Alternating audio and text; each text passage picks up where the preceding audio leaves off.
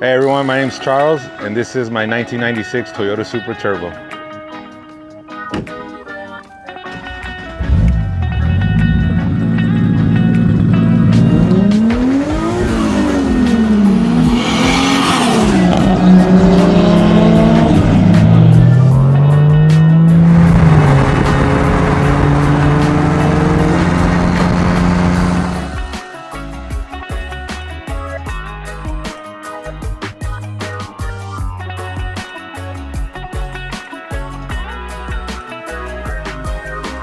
So to start off with my car, it has an original TRD wide body. You can clearly see it's a replica of the Too Fast Too Furious SlapJack Supra, hence why I have the license plate that says SlapJack. My brother actually has the replica for the Fast and Furious Paul Walker orange one. Every guy wanted the orange one, but you know, being related and us showing up to the car meets of the same car, I think it would have been a little bit funny. So he came up with the idea and was like, why don't you do SlapJacks from Too Fast Too Furious?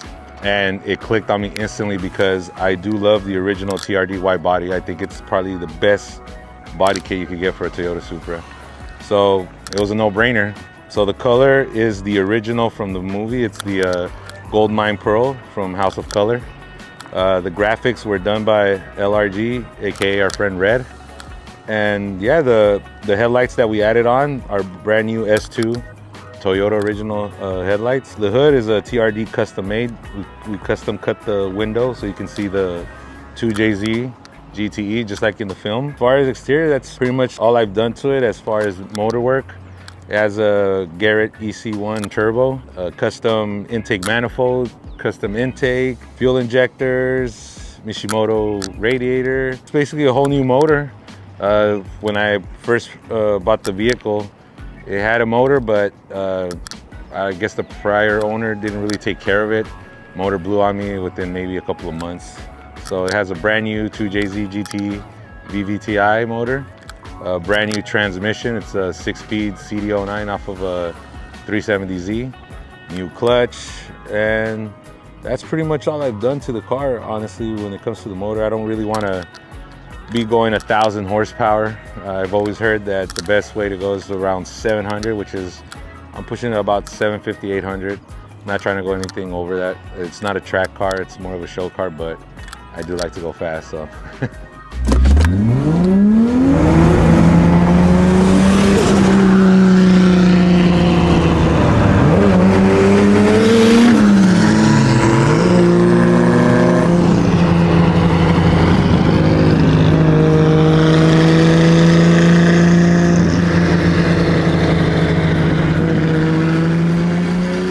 Interior, so far all I've done is I've changed the steering wheel to the Sparco steering wheel from the film, the Sparco shift knob, and I painted the whole dash silver, which is kind of like in the film. I'm still debating if I'm gonna do that whole caramel leather interior. I don't know, I kind of like the black interior. Like I said, it's more of a tribute. I'm not actually trying to do the 100% replica. I'm just doing my own touch on it. Like, I guess you can say if it was like a modern take of what it would look like and how I would want it, is basically how I'm building it. As a child, I think growing up, we grew up with Hot Wheel toy cars, and it wasn't until I believe I was in middle school when the original Fast and Furious came out, and I saw it in theaters, and it just blew my mind seeing a Toyota destroy a Ferrari. And I think after that, it was just like a goal to buy a Toyota Supra. But obviously being young, you can't afford these things, especially now. So it was always a goal for me to strive for, aim for. So obviously the movie, but it wasn't just Fast and Furious. You know, growing up, Gone in 60 Seconds was another favorite of mine. You know, a lot of car movies is just what inspires me. But like I said, me being a huge Toyota fan came from the original Fast and Furious. The SlapJack Supra is probably the least, you know, replicated Supra out of the franchises, and that's what I love about it. I think besides me, there's only one other person that has it, and he actually has the original film used car, which is Chrome Cars in the UK. This is my third Supra. This has been a dream in the making for the past 10 years. First Supra I got it really cheap, and then I lost my job, had to get rid of it, you know, because I had a family to take care of. Then I got a second Supra a couple years later, and I was T-boned by somebody. Obviously, I wasn't at fault, so they paid off that Supra. And once I got money to buy a new one, like I said, these things have skyrocketed in price, so it's really hard to find one at a decent price. And I think we were looking for about 3-4 months. And on the day that I just decided to give up and go a different direction, I was thinking a Dodge Viper. On that day, I get a phone call from my brother Eddie, and he's like, I got something for you. I got a Toyota Supra, Targa top, manual, turbo. And those are the 3 boxes that checked off that I really needed it to be: Targa, turbo, manual, say less. And yeah, we got it for a good price, definitely under 50, and I jumped on it, didn't even think about it twice. So building it and putting it together, it took about 2 years. 2 years. The fact that we had to find the body kit in the original TRD, and then finding the paint, especially here with California with the horrible regulations, to get this paint was not easy. Like I said, it is the original House of Color. So yeah, finding the paint alone was probably about 3-4 months. Getting the body kit installed and prepped took about almost 8 months, because there is no screws. It's molded on. So yeah, it took about 2-3 years, and then getting a new motor installed, new trans and everything. I'd say about 3 years in the making. I get that a lot, and I feel like nothing stops you or holds you back but yourself. Like me, growing up in East LA, you know, I was a troubled teen, you know, in and out of jail. I've been to prison and back. It's not something I'm proud of, but I always do mention because I feel like there's no excuse. If anybody stops you, you stop yourself. Yeah, I always dreamt of having a Supra. I've owned, like I said, multiple. This is my 3rd one. And I always said the same thing, like, man, I will never afford it. I can never afford a Supra. And then I've owned a GTR. I've owned GTOs. Like, I've pretty much owned every car that I've ever wanted. So when people say like it's out of reach, I feel it's just you bringing that negative energy and bringing yourself down. So don't ever think that way. Think positive. If you want it, go get it. There's no excuse. If I can do it, you can do it. Like I had mentioned, after watching the Fast and Furious in theaters, I was like, okay, it was pretty cool seeing a Supra take on a Ferrari. But it wasn't until an acquaintance of mine showed me a video. I'll never forget this. It was on YouTube.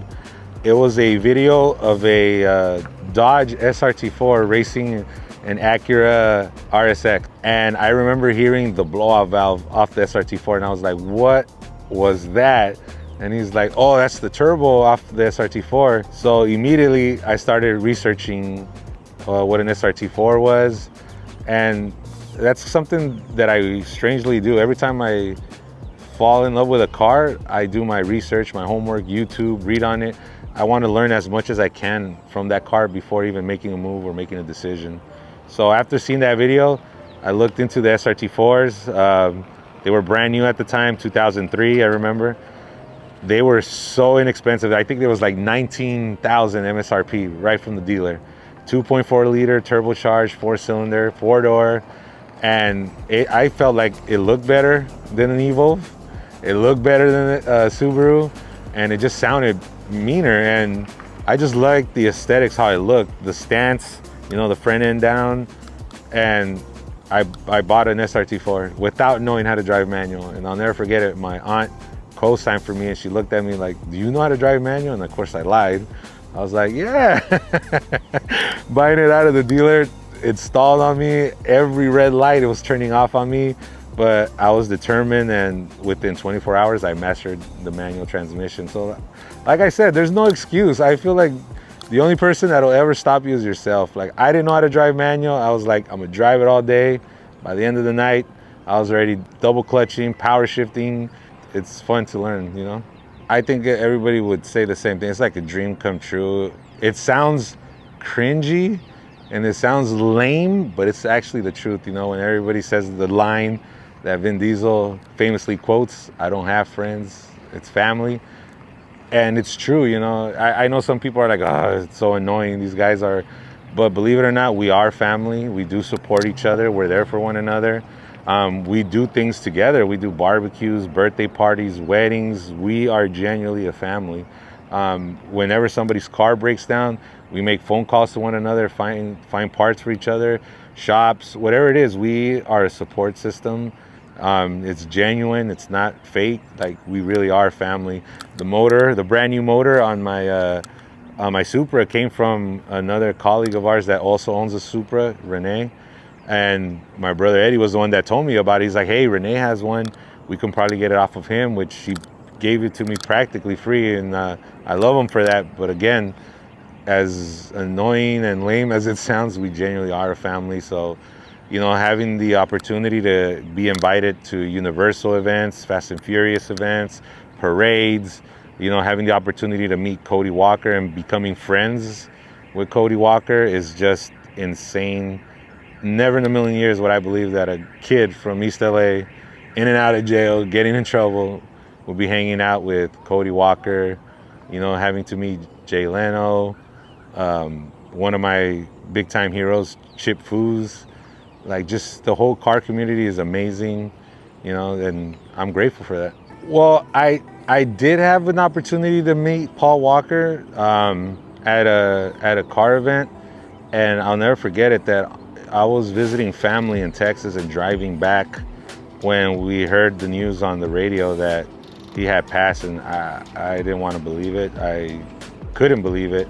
And I remember driving straight to Santa Clarita and seeing the scene, the flowers everywhere, people crying, Tyrese. It was just devastating and heart-wrenching, and learning a lot about that vehicle. I mean, it's tough to say because it's all speculation, you know, but Rodas being the driver, who's a professional driver, like, how can something like this happen? And I remember reading and hearing that, you know, his daughter, you know, sued Porsche, and then Jay Leno coming out later and saying that it was one of the worst production cars ever made, which is why I think it got pulled and recalled. And yeah, it's a tragedy. It's kind of sad to know that we lost Paul, but at the same time, I'm happy to hear that, you know, his legacy, raw, still goes on.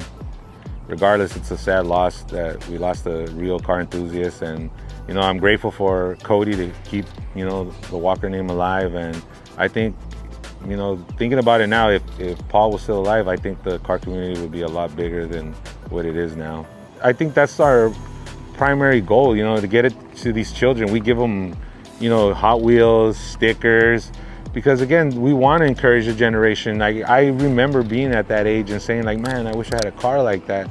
So I feel like it is our duty, you know, being a real car enthusiast and a car lover and being a father. Why wouldn't you want your kids to aspire to want something, you know, reach for your goal? Nothing's ever too high. Nothing's ever out of reach. The only one that's, like I said, and I'll keep saying it, the only one that stops you is yourself.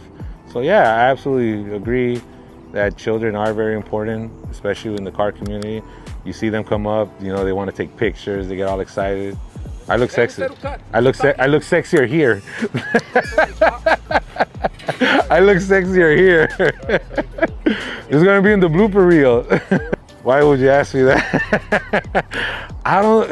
Look, I've been offered a ton of money for the car, and you know, to be honest, sometimes I'm like, yeah, that sounds like a good, but I don't know. It's hard, man. You put your heart and soul. When you're a real car guy, yeah, money talks, and you think about it and you're like, man, I could do so much with this. I could start another project. But when you put your all into your car, it's not easy. It's not easy to let go, especially if you love it. You know how to move her, how to drive her. It's not easy to let go. So I think it's a tough question. I mean, if you offered me $1 million, man, but it's tough, man. I don't know if I would sell her. I really don't. I think I would think about it, but who knows? I think in the final end, I don't think I could part ways with it.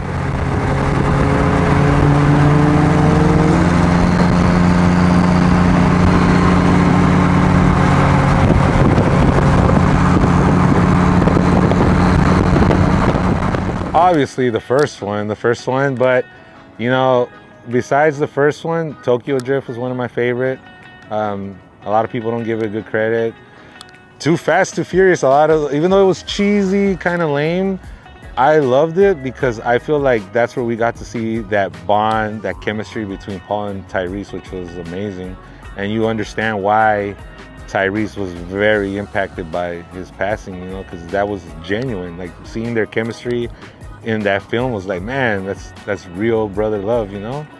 And of course, Furious 7, I think was the tearjerker for all of us. And I think if they would have ended it there, it would have been bliss. But I'm happy they're still going. I don't care what people say about the story, the script. I mean, we don't go for that. We go for the cars. We go because we're true fans and we love them, you know. Oh man, you guys can follow me at King Charles. I'm on Instagram, TikTok, and Facebook, and it's all the same at King Charles. Yeah, I wanted to give a shout out to my brother Eddie. You know, his wife Yadira, who's the owner of the Suki car. My brother Eddie's the one with the orange Supra.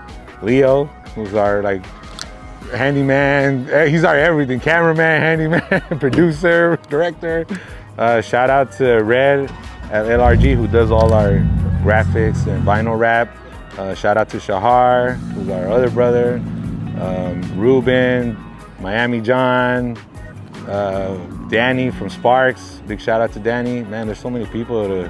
Tiger, everybody, all of my family, all my Fast and Furious family. Nothing but love. And yeah, thank you guys for paying attention to me.